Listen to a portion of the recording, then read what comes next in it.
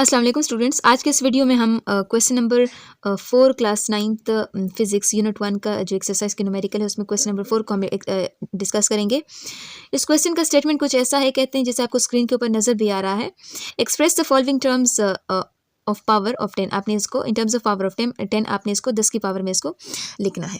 तो 10 की पावर में इसको आप कैसे लिख सकते हो? सिंपली आपने इसको क्या करना है, जो वैल्यूज़ आपको दी हुई हैं, जो आपके पास प्रीफिक्सेस दी हुई हैं, आपने इसको क्या करना है, उसकी वैल्यू सिर्फ उसकी लिखनी है। कैसे लिखनी है?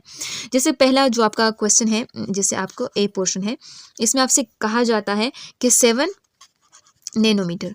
अब आप जानते हैं कि जो नैनो की वैल्यू है वो कितनी है, एन, यानी नैनो की जो वैल्यू है वो 10⁻⁻9 है। ठीक है, तो आप क्या कर लोगे, सिर्फ सिंपल इसको लिख लोगे 7 × 10⁻⁻9 मीटर्स। तो ये आपका इसका आंसर हो जाएगा। ठीक है, इसी तरह दूसरा आपसे कहा जाता है, जो आपका बी पोर्शन है, इसमें आपसे कहा जाता है, कहते हैं कि 96 मेगावाट को आप एक्सप्रेस करें 10 की पावर की सूरत में, यानी मेगा की जो वैल्यू है आपने इसको लिखनी है।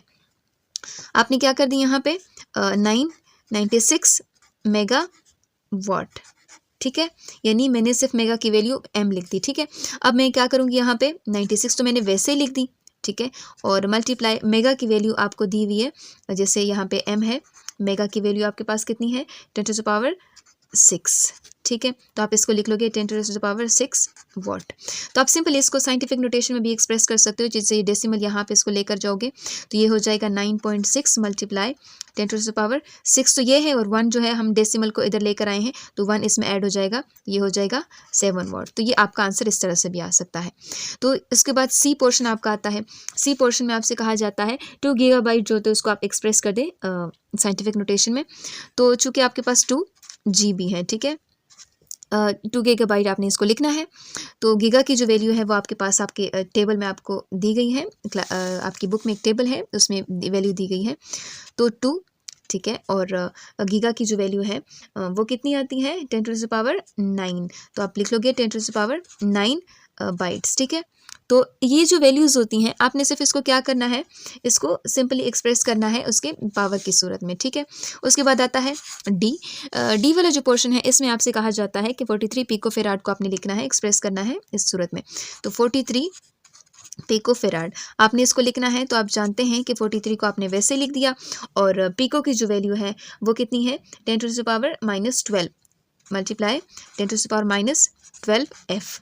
अब जानते हैं डेसिमल यहाँ मौजूद है, इस डेसिमल को आप इधर मूव करोगे तो ये वैल्यू आपके पास चेंज हो जाएगी 4.3, और 1 यूनिट आप क्रॉस करके गए हो, कहाँ से, राइट से लेफ्ट की जानिब गए हो, तो ये 1 आपके पास इसमें ऐड हो जाएगा। ठीक है, जब इसमें 1 ऐड होगा तो चूंकि यहाँ पर मल्टीप्लाई 10⁻⁻12 और इसमें प्लस अगर आप 1 ऐड करोगे तो आपके पास वैल्यू आ जाएगी कितनी 4.3 मल्टीप्लाई 10⁻⁻11। ठीक है, और ये फेराड हो जाएगा।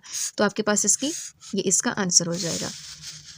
इसी तरह आपके पास जो ई है, ई वाला क्वेश्चन, इसमें कहते हैं 2 मिलीमीटर को आप एक्सप्रेस करें उसके प्रीफिक्स जो पावर की सूरत में, तो आपके पास आ जाएगा 2 मिलीमीटर। तो आपने क्या करना है 2 मल्टीप्लाई मिली की जो वैल्यू है आपकी बुक में जो एक बॉक्स उसमें बना हुआ है 10⁻⁻3, और मीटर आप इसको वैसे ही लिख दोगे तो ये आपके पास इसका आंसर आ जाएगा।